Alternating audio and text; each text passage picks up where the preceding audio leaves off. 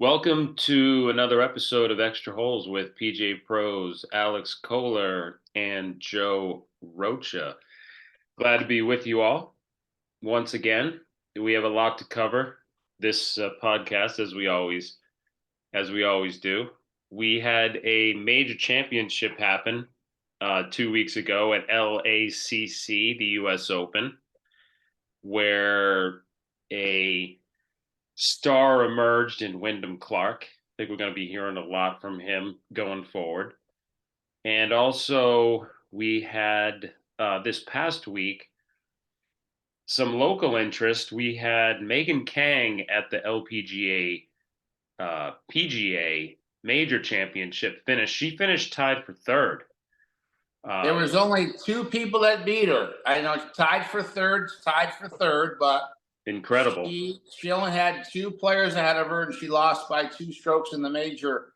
And gosh, just want to send a big congratulations out to my old friend, my always friend, Megan Kang. Great playing, and she knows that we're all rooting for her, especially me. And couldn't be more proud of her success. I saw it coming at an early age, Joe.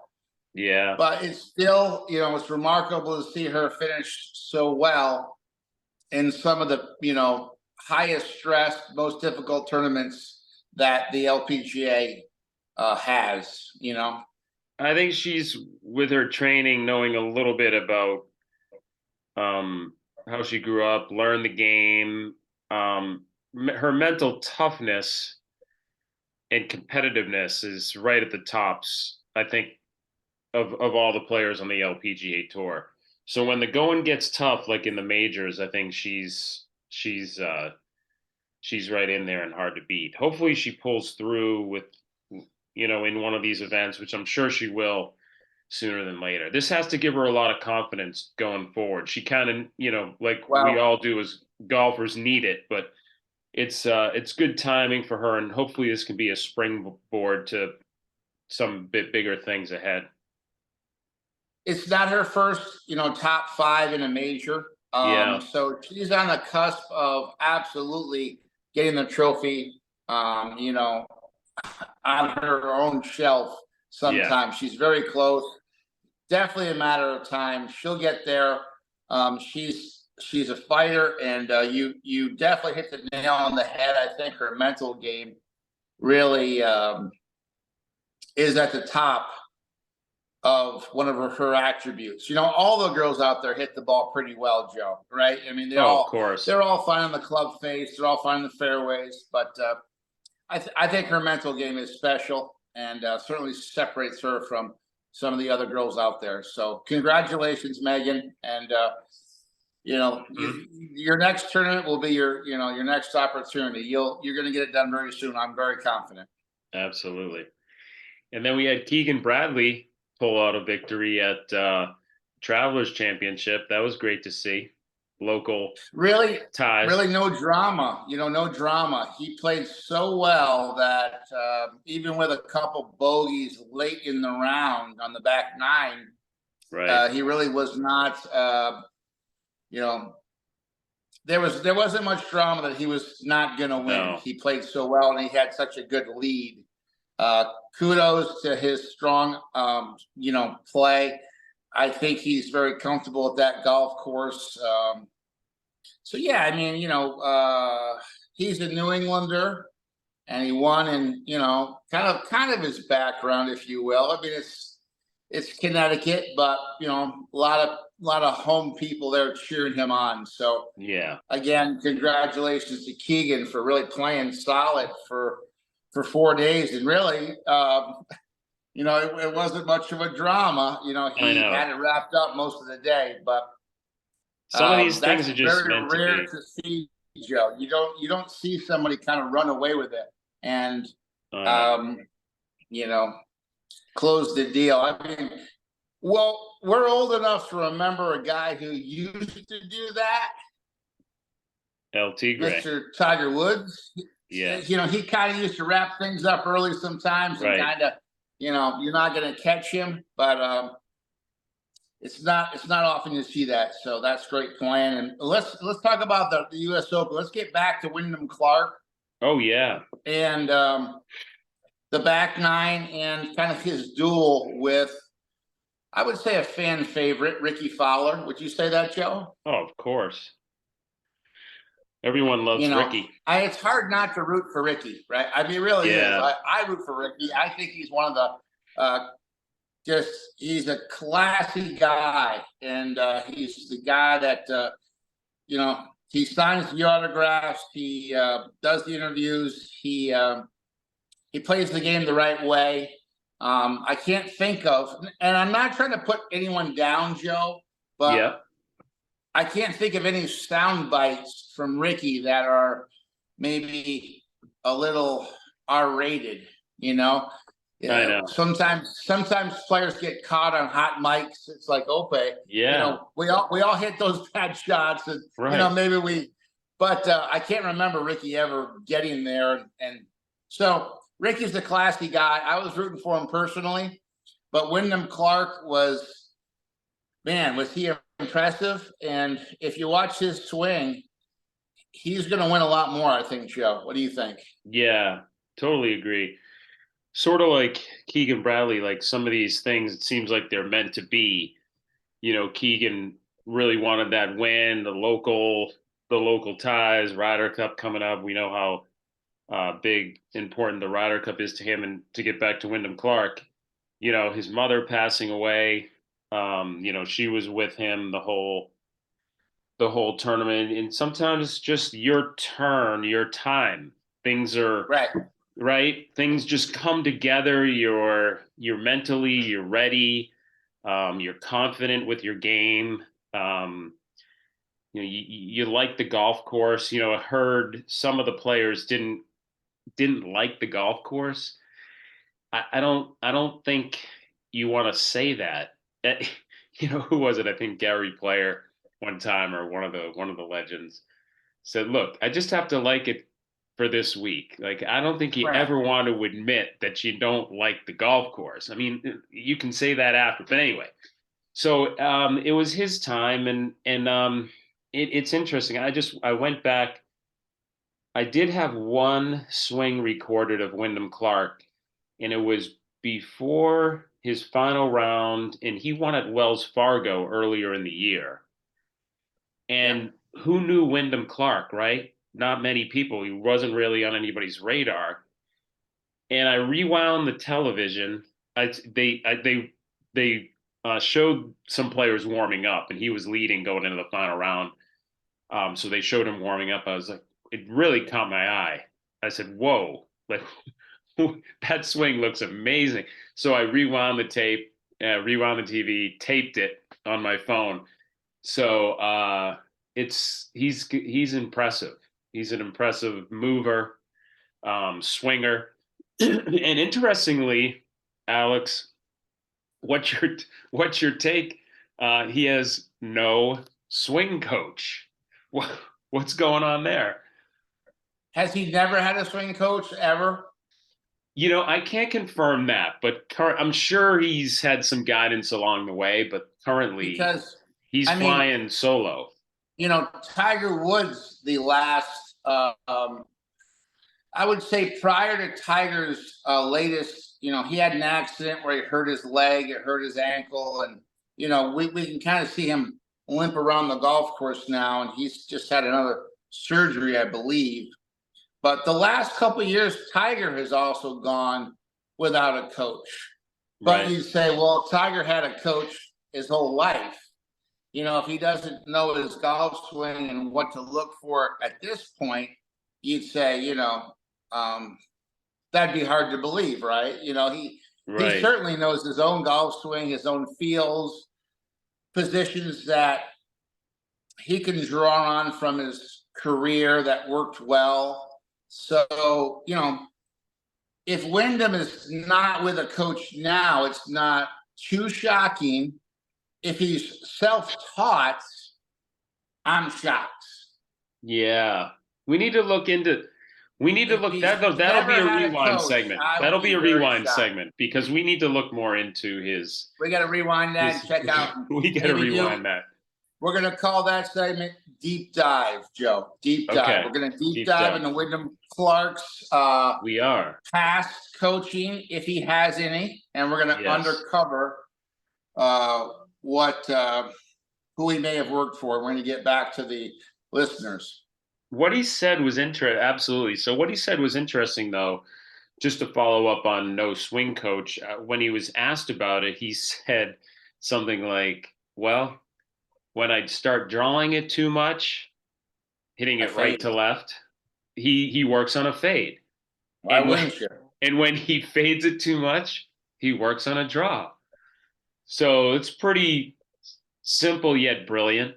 That sounds like a wealthyism, but I mean, maybe you're close.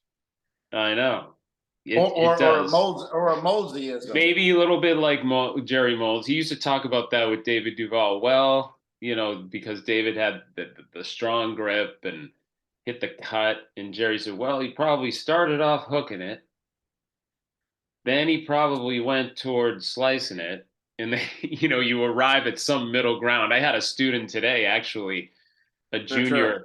junior player. He's going into his senior year next year in high school. So I worked with him his freshman, a little bit of maybe his sophomore year, but then I haven't seen him for about a year, maybe a couple years. And he had a sort of a big leftward move. And and now today, after not seeing him for a while, he's swinging a little too far to the right.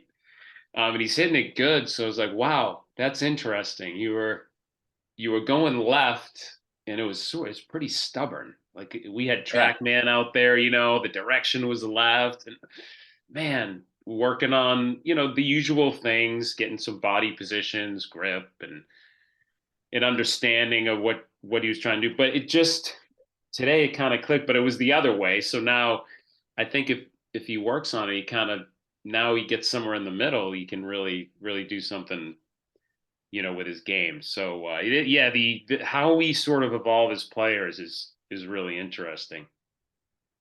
So that was a cool. But yeah, we'll dive deeper into Wyndham's history with coaches for sure. But I know he played that cut, didn't he? All and the fairways were wide. It allowed him to aim left, swing left, and not worry about. He took that left side out of play and and uh, and yeah, it worked for him. It was great to see. So, you know, again, I have some high praise for his swing. I've seen it on video, kind of, you know how we do it. We get swings and then we start breaking it down, draw lines, Sure. slow motion. And of course, nobody swings in slow motion, but as golf teachers, we tend to break swings down, and I think he has a wonderful swing. So that leads me to a question, and a segment called Ask the Pro. Okay. Joe, Yes. who do you think had,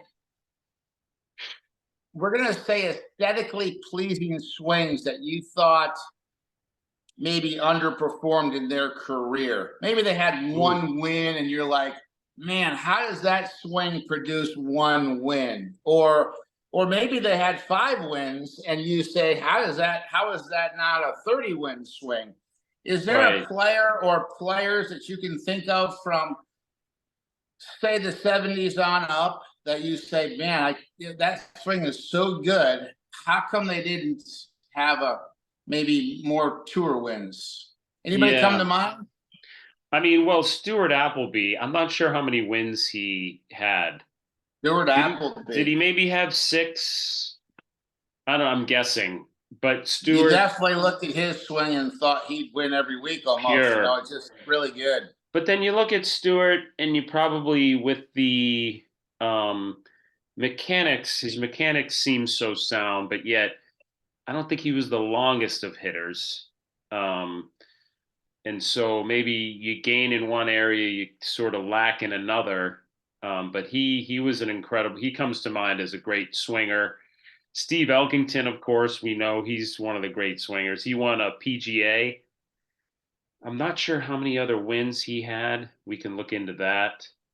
Um, In a you know, rewind section, we can rewind that, look it up. yeah. Adam Scott actually comes to What my makes you mind. ask the question? What does anybody come to your mind? Well, because I think you and I both know that having a perfect or what looks like a perfect Oh swing yeah, doesn't always translate to a win. We could say, right. "Wow, Wyndham Clark has a great swing." Now he did win, so he has the goods, right? He could Yeah, he can, if you can't putt, you're not going to win a major, right? So sure. there are some players out there that really were great ball strikers, but kind of blacked around the greens, maybe regarded as maybe not a good putter, and didn't win so much. For Hmm. me, I think Davis Love. I know he won a fair amount of tournaments, but to have a career where he only won one major, a bit Right. surprising to me. I thought maybe he'd win a few majors with his talent and his swing. Oh, sure. And Adam Scott, I think, has just a Ooh. world class swing. And again, he's had success, and he's a major champion, right? But you almost think, boy, how does he not have a few more on the shelf? What do you Yes. think about that, Joe? Well, it's funny you mentioned him because a friend of mine, a coworker, that was at the range today, and he's they were talking about Adam Scott, and they said he had 14 wins, and he mentioned that, wow, that's a quiet 14 It wins. is a quiet 14. You It's know, true. you know. So what did Adam Scott? Okay, he won the Masters. He pulled out a Masters victory, and he won the Players. But Should have won a British. He bogeyed the last four holes at the British Open to give Ernie Els the victory. so if we go back a little bit to Adam Scott when he first came out on tour, Tiger got in his head big time. I mean, now not to say that I don't know if that lingers or not, but so Tiger was working with Butch Harmon, Adam and was too. Adam went to Butch after Tiger worked with Butch. Maybe Tiger was working with Butch for maybe a couple of years. So then Mm-hmm. Adam comes along and he starts working with Butch. And Tiger was big, especially at the time, on sort of secrecy, privacy, his yacht is named Privacy. So the last thing he wanted was for I think for Butch Harmon to sort of let any of his sort of secrets out. And it seemed like Butch taught Adam Tiger's quote swing. And so I remember them playing whether it was a match against one another when Adam was first on tour, and boy, the announcers was like, "Wow, wow, these swings are similar." And I don't think Mm-hmm. I don't think that sat too well with Tiger, So I don't know. That kind of it seemed like it got Adam a little bit off his game a little bit, just Mm-hmm. because almost like a Sergio, Tiger never really got along with Sergio, and it just this sort of thing that's not doesn't probably make you feel great if you're an Adam Scott. But no, I don't mean to overblow that, but that was an interesting sidebar to Adam's development. But yeah, he's beautiful golf swing. I struck again. I went down to the Travelers on Friday, watched the Players, Love and it. yeah, it was cool. You know, Adam Scott, you never know when you're catching these guys, they're traveling, the lady, whether it's the ladies or the guys. But he just didn't, he just seemed like attitude wise, he was in this um, sort of agitated kind of mode. Like he was, and you look at the scoreboard and he's like two shots behind, like he's two off the lead. And Mm. so, I mean, you see why sports psychologists come into play, big time, because like you said, here's a guy who has all the physical. I mean, no swing is perfect, even the guys on tour. Um, but yeah, he just seemed a little agitated, not really happy about some of the shots. Maybe a miss putt here, a little bit of a miss hit there, sort of got the best of him. I remember Payne Stewart, I wrote it down. He said um, something like, a key is to not let the bad shots really get the best of you. You know, Right. and it seems like he's been letting shots get the best of him. And so anyway, that's something that struck me. Tommy Fleetwood looked tired. He was a little dejected, you know, walking the fairways. He's a couple under par. The cut was 4. So I guess for maybe someone like him, it's hard to get sort of motivated you know, to summon that energy to make a few birdies coming in and make that cut. We saw Tiger. He says it's one of his great accomplishments as a pro, right? Making, was it 80 cuts in a row? Was it 180? I don't know what it was, but it was a ton. He never missed a cut. Hmm. But no, that struck me with some players, on the mental, attitude side of things. Um, we saw Justin Thomas turn it around on the flip side. Thomas has been sort of, He's trying to. I don't think he's turned it around, Joe. I don't think he's yeah, back to where he was. at least this week But he I think sounded more he's getting positive. closer. Yeah, I'm going to bring up a name, Joe, go that ahead. is the flip side of what I just said. Sure. So maybe, maybe I'd say, what's a swing where you say there's no way that No guy's going way. to ever, like, he's not going to not only not win, he's just like, that guy's not playing Right. professional golf. Yeah. Um, Fulton Allen. Do you remember Fulton Allen? I remember Fulton Allen. Now he won I think he won Firestone You're for not talking British. Craig Perry. Kind of similar setup, but Similar? Fulton Fulton. Allen, I kind of forget Fulton as far as his swing. I know Fulton himself, but if there's any listener or viewer that can actually remember Fulton Allen, they South deserve African. some sort of prize. Yeah, You could actually probably go to YouTube and have a hard time finding his swing. I But know. he did Poor win. He guy. won a big tournament, Can't even find his swing. and he had the worst posture I've ever seen with a Really? golfer. Really? And I'm looking at the guy; he's kind of heavy set, and I'm like you know, like all these coaches are talking about how you need to have this posture and kind of and this guy had like the opposite. And he had a few wins, and like I said, he had a big win. And I'm like, so maybe posture doesn't matter. Like, it's like, I guess you can have bad posture, still hit it good. If you know where your ball's going, Joe, you can play good golf if you can putt. If you can keep your Yeah. ball in the fairway, maybe he plays the fade. I actually don't know what Fulton Allen played, but he knew where his ball was going and he could make putts. And that's the key Yeah. ingredient to low scores. Mm-hmm. So, I know. Fulton Allen, I mean, there was obviously some strange swings out there that that did okay, right? But I don't know why. I'm not sure how I thought about Fulton Allen. That's okay. That's one of the more disappointing answers to a question I've ever received. This is going to be Jim on, Suddy? no, this is going to be on the rewind as well. Um, it might come to me. He's great. He works with a lot of the European tour Dr. players. Gil Morgan? No, he's sort of on like the biomechanics side of things. Um, and he works with a lot of tour players. from Europe, European tour players.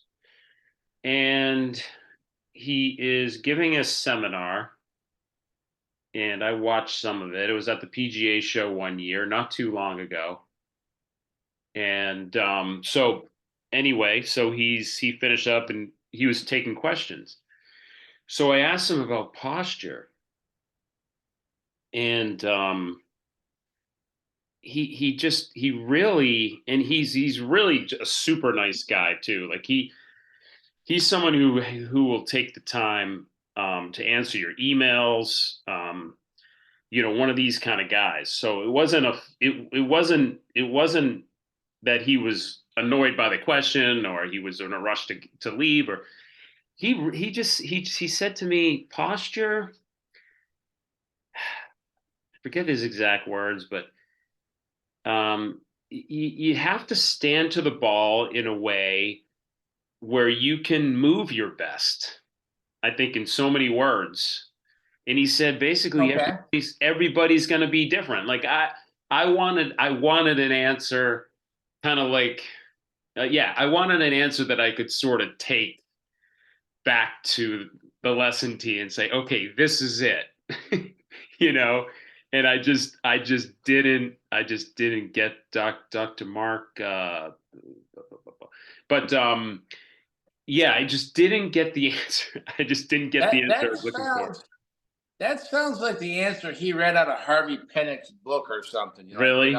well, the posture is whatever makes you I swing know. your best. I Um, know. you know, that there are guys like um well, I've always started with posture. There's obviously a major bend from the hip joint. The hip joint is where the femur connects to the hip girdle. Or you with me, everybody out there? Well, So yeah. the femur is a ball and socket joint and connects to your pelvis. Okay, and we're going to bend forward at that joint. We're going to unlock the knee, which is more of a hinge joint, not really a ball and socket. Mm-hmm. And I've always felt like if we can get the arms to hang, generally in a natural state, just getting the arms to hang freely, that's kind of where I want to put the club in my hands, where my arms are hanging. I don't want to feel like I'm reaching for the ball or too close. And I remember Butch Harmon would say, well, just let go of the club with your right hand. And if the right hand just falls off to the side, it's correct. If it falls off and gets closer to your body, you're reaching for it. If it comes off and gets further away, you're too close to it. So I think that's a great baseline. I know that like Tommy Armour III was a player that I thought kind of reached for the ball a little bit. And then there's some other guys where I've seen, John Rahm, it almost doesn't look like his arms are hanging when he has a low iron. To me, it almost looks like his arm is in close to his body. Mm-hmm. To me, it almost looks like he's too close to the ball, but obviously he's not, because he performs well from that position and hits shots that he wants to hit. He looks like his arms hang not straight down. They actually are angled towards his body or Mm-hmm. towards his legs. Tommy Armour III looks like his arms were extended a little bit out. I guess there is no cookie cutter, hey, this is where you got to be. It's whatever position that you can hit the shot that you want to hit. Yeah. And if someone reaches for it, I would say that player probably plays a bit of a draw. The further away the hands are from the body, typically the arms have to work harder to get out to the ball, and the lower body is not so active. That player can turn over the club face easier, get the toe to pass the heel a little bit easier, and you're going to hit more of a draw. players that are really close to the ball, their lower bodies have to get out of the way or there's no room. Those players tend to hit little cuts. So, I mean, Mm-hmm. I think John Rahm, if I'm wrong, I need to correct myself. I think Rahm plays a fade. I think he does. Yeah. And I think Tommy Armour plays a draw. And those match. You have to have matches. If Yeah, you you want to do. fade the ball, you have to have matches. So, but I think in most cases, if you start off with your arms hanging, you're pretty close. That's Dr. Mark Bull, by the way, Dr. Mark Bull. So Dr. Mark did not give you. Dr. Mark, he didn't give He me gave you a what I simple was answer looking that you were for. not satisfied with, A Joe. lot of times we ask questions, We we're want not gonna details. get the answer we're looking for. That's He life. gave he gave you kind of a He you gave know me sort of a Zen type answer. it's okay. It's all Yeah, right. it's okay. It's all good. Okay. It's all right. I'm gonna Last look. segment, Joe. What do we got? Well, I Drum wanted to roll. follow up the travelers. Couple of swings that impressed me. You asked me earlier, a couple of maybe swings, maybe some under the radar players that impressed me. That I don't know if we want to go so far as to have a betting segment. No, I'm kidding. But it is legal, right? In most states. No, In I'm most joking. states, I'm joking. definitely But in Rhode Island and Connecticut for in sure. Mass, okay. Sahith Tagala is due. He's due. Sahith impressed me. Um, Number one, Sahith impressed me because he interacted a little bit with the gallery, which I thought was really cool. There were a couple A guys plus next to, for being a good guy. Yeah. yeah, the couple guys next to me just, they were, um, they were excited to see Sahith, and they just said something. Sahith, let's go, and he looked at them, gave him a wave, said thanks. Simple things like that I think go a long way. And I think it's for anybody that's playing golf or competing out there, I think it's good for us, when we compete, to keep it on the light side um as far as our attitude goes. So that was really nice to see Sahith be able to sort of obviously be into fully what he was doing, but then be sort of open to interacting a little bit with the gallery. I thought it was cool. I saw Zach Johnson was playing um, with um, uh, um, gosh, we're Give me a showing our hint. Is he showing tall? our age. Is he tall? I mean, is he Zach Johnson's age? Is he a young player? Great ball striker, Okay, great ball so he's striker in from his Canada. 20s. Uh, Here's it. can't no Okay. um Corey Mike Connors, Weir. Corey Connor. Corey Connors, and he was playing. This is crazy, but those guys had to wait. They had a long wait, um, and on the tee, par five, Mhm. waiting on the tee, and they were just having a good time. They were talking about something. They were laughing a little bit. I Yeah. think they got the gallery involved a little bit. Um, it was nice to see. I mean, some of us, I'm guilty of it too. Maybe you start complaining about the pace of play, but they were able to enjoy the moment.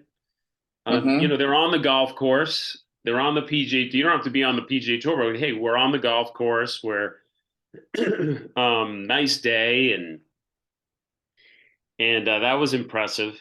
I'm always impressed with, like, almost like it's like a meditative it's like a very meditative state, right? These players are in. Has that struck you, Alex? Like when you've watched these top players, um, that type of, sort of, I mean, I think they're very equipped and used to slow play.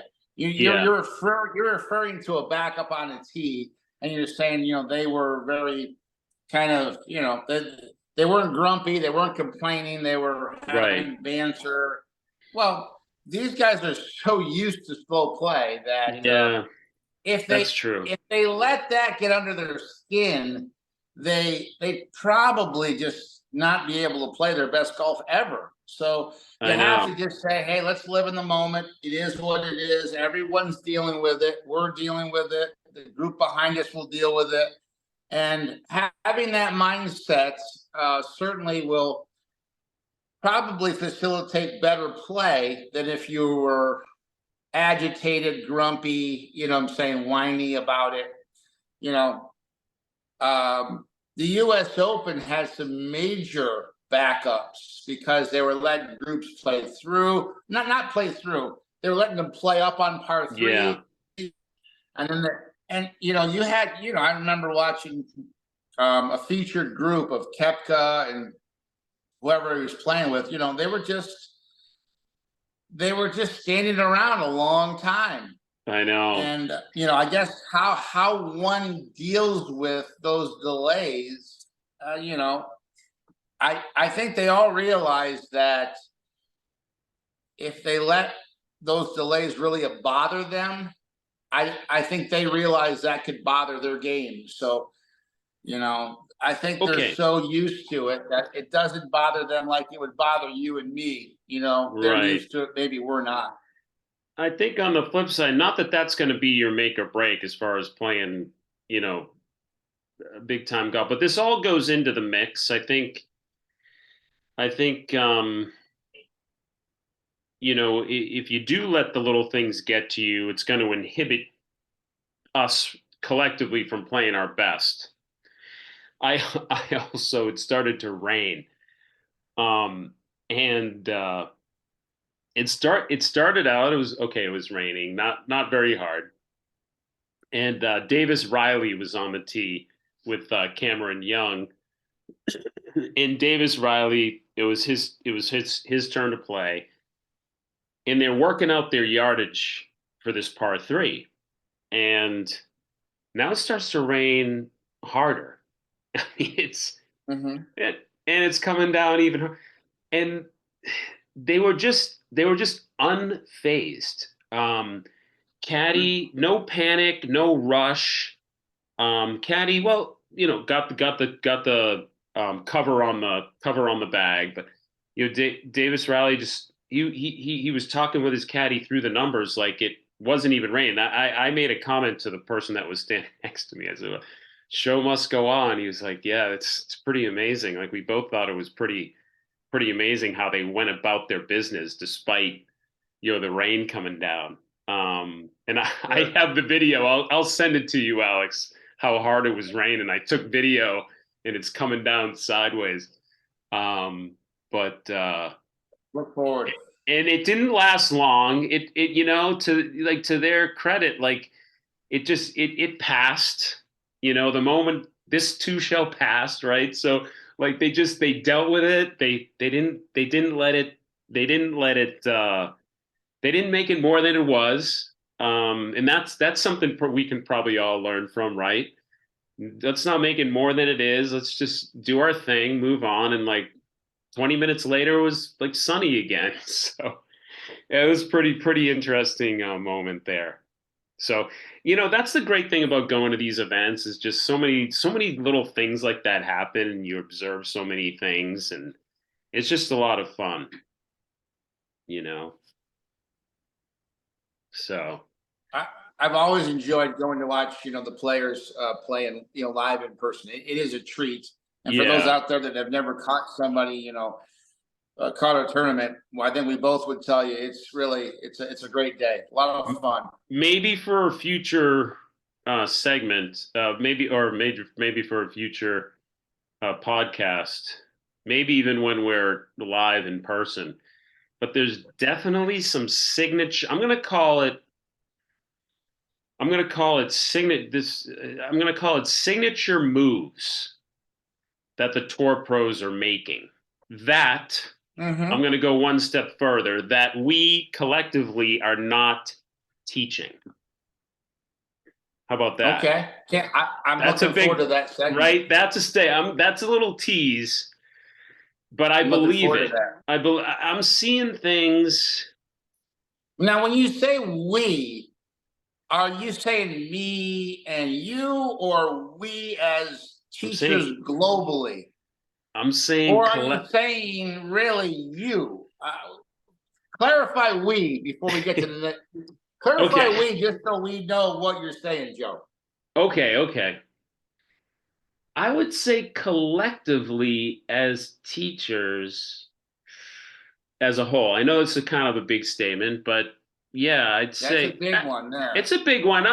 Look, everything has been said at some point. Is there anything really new? Maybe not.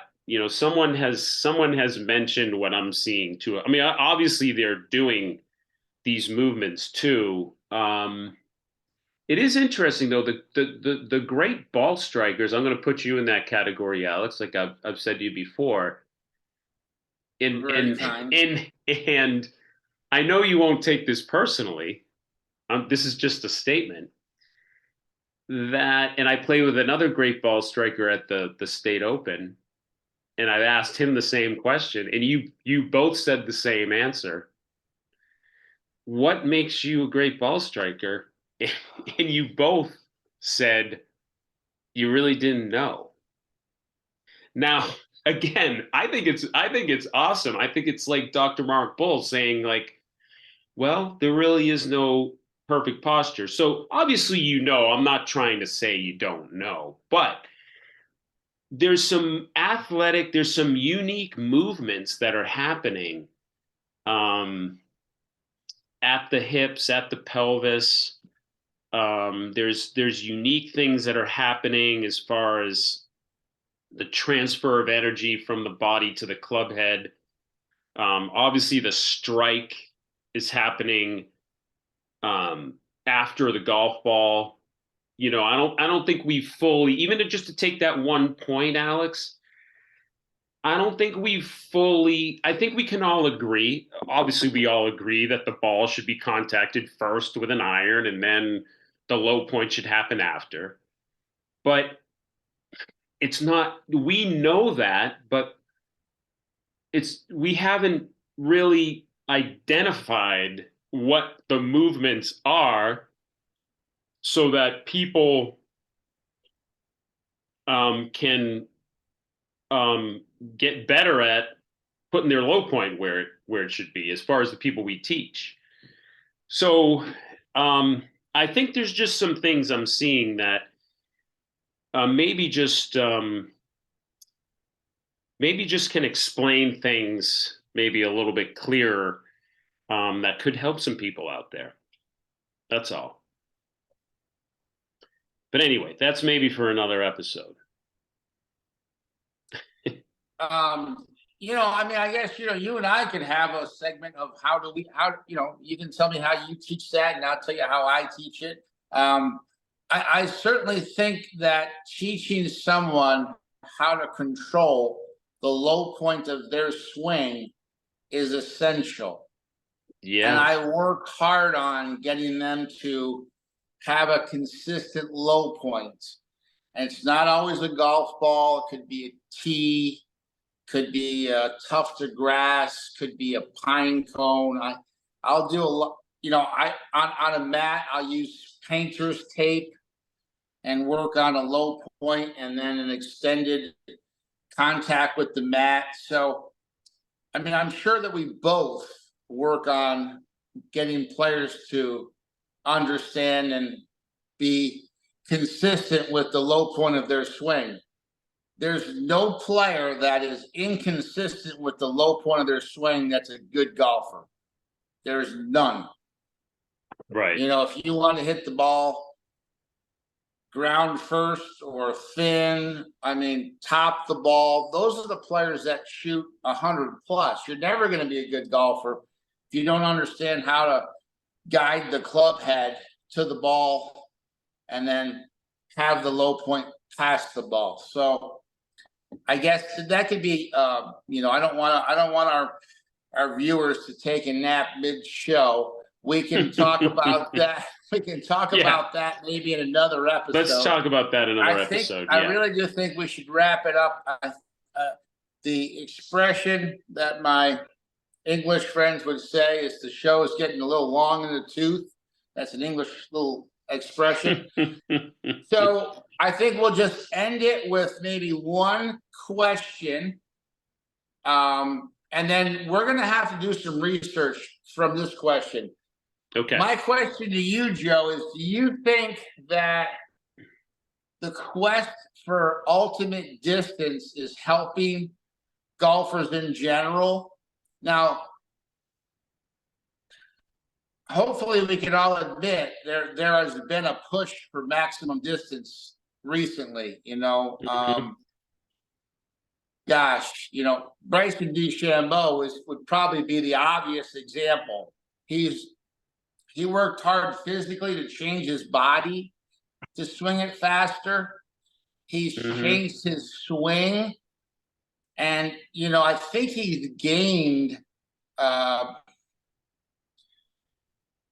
minimum 20 miles an hour of club head speed with his driver. I could be understating that a little bit. I don't know. But, I mean, he hits it ridiculously far. And he's worked very hard at doing so.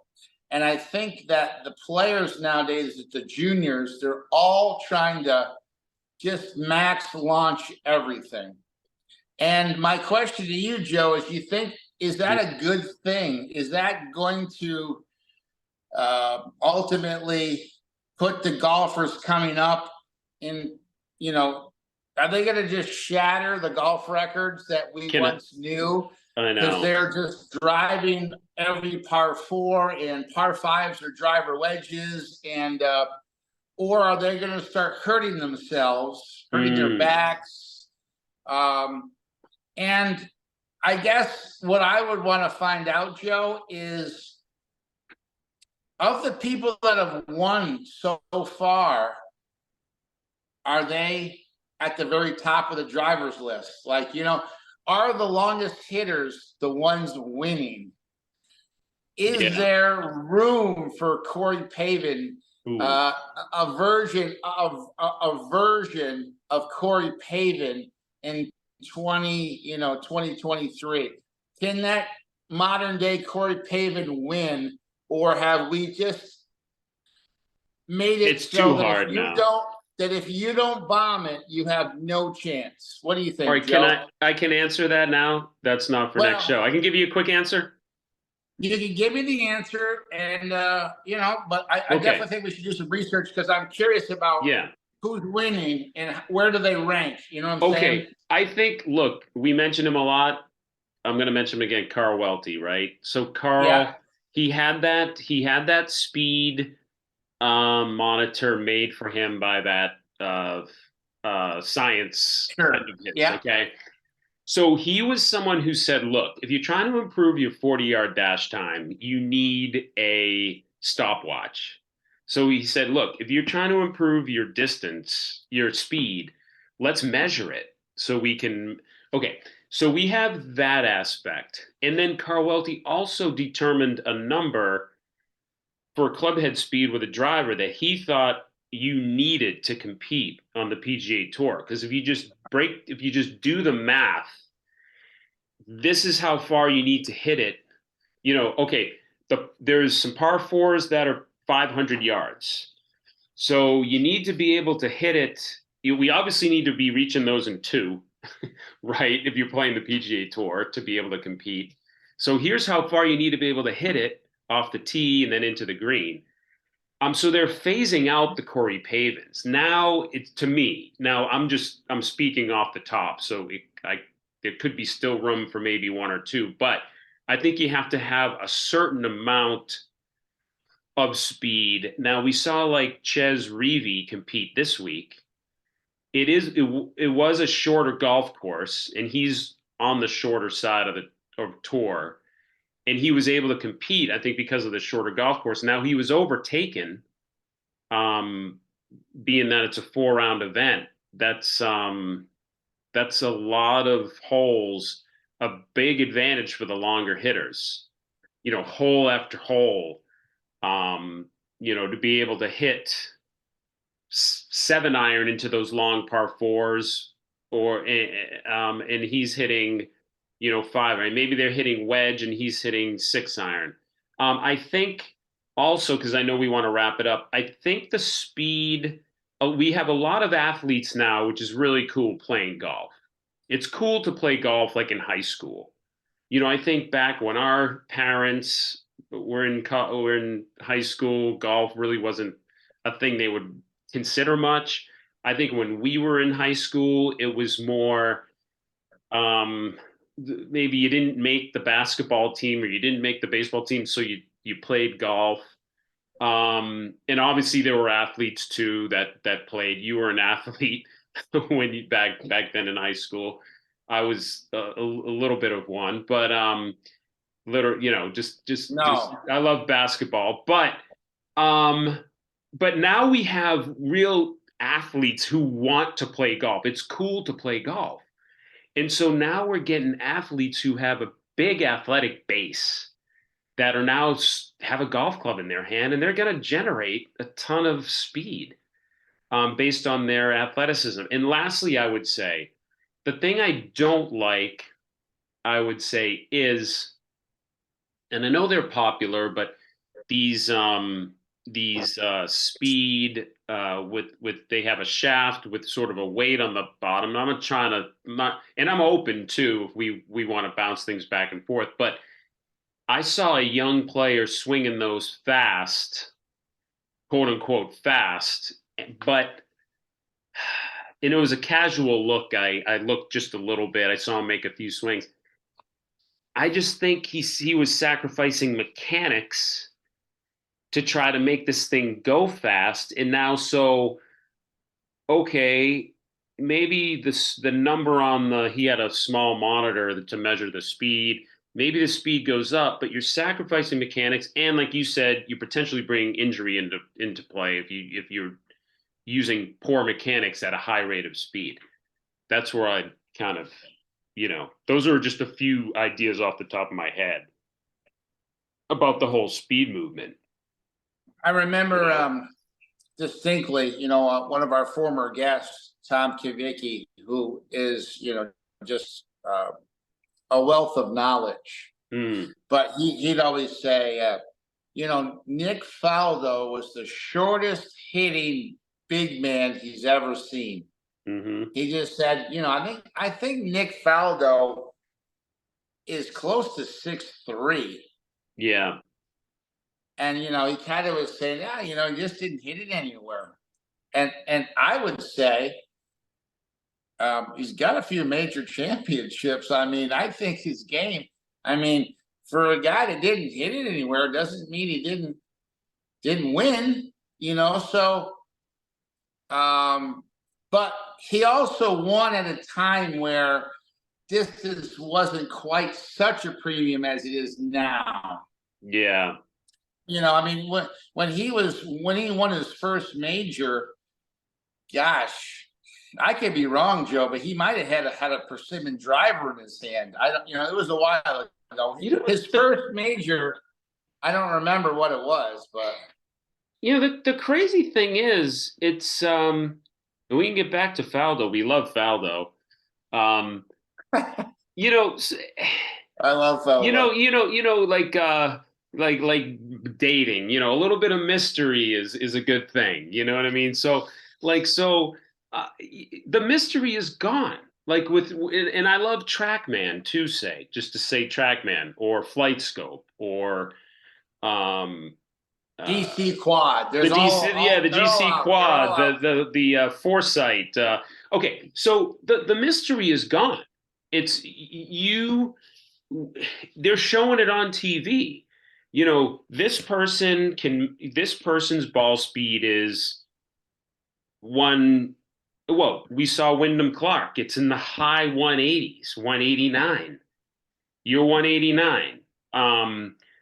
Justin Thomas hits, you're 180. It's like that commercial with they had the retirement they they had the retire like over the person's head for a financial firm. Like this is the number, so now, yeah, I think obviously you make a great point. So you can't, on the flip side, you can't let that number on top of your head dictate how you ultimately feel about your game. Just because you're a one, well, to use tour relative to tour, just because you're a 170 guy, okay, you're competing against a 189 guy. Now we're talking ball speed. So is it 2.3 yards for each mile per hour? So you're giving up. If you're a 170 guy, say Chez Reeves a 170 guy, say Wyndham Clark's a 189 guy. Chez Reeves giving up. It's a lot. You're giving up a lot. If it's 2.8, we can round up to 3 yards for every mile an hour, 19 miles an hour, round up to 20. 10 times 3 is 30. That's a lot over 72 holes. You're giving up 50 yards. Let's just dumb it down a little bit. You're giving up 50 yards every par 4 and par 5 that you guys are both hitting driver. Yeah. Now you're hoping that you're hitting driver, and then some holes he has to hit 5-wood, so that but if you're both launching driver, he's probably 50 yards ahead of you. And are you going to hire every coach that you can and say, listen, I need you to get me 18 miles an hour. I don't care how we do it. Matt Fitzpatrick did it. I don't know exactly how, but is that going to ruin someone's game? Possibly not. Some people can, some people can't. But it's certainly a debate we could have, and I would be curious to look up the winners, where they rank, and to see if there's any guys out there that you won. Maybe on a shorter course, maybe you weren't one of the longest guys. We need to do. I need to do some research. We'll break it down. That sounds good. As always, man, you've given the people what they need: wisdom. You always bring it, and I know that they appreciate what you give them, Joe. And hey, likewise, Alex. And let's do this again very soon. We're gonna provide some data from what we're talking about now to kind of see if. Again, I don't really know, to be honest. I'm not sure. So it'll be interesting to look at the data and see where the top guys rank as far as the people that are winning. Maybe we could do, Joe, first, second, and third, and we'll go back, 6 or 8 tournaments and see where those guys rank on the driving list. That sounds great. We don't want to go too deep, but just the top guys. To get onto that PGA Tour is a remarkable thing.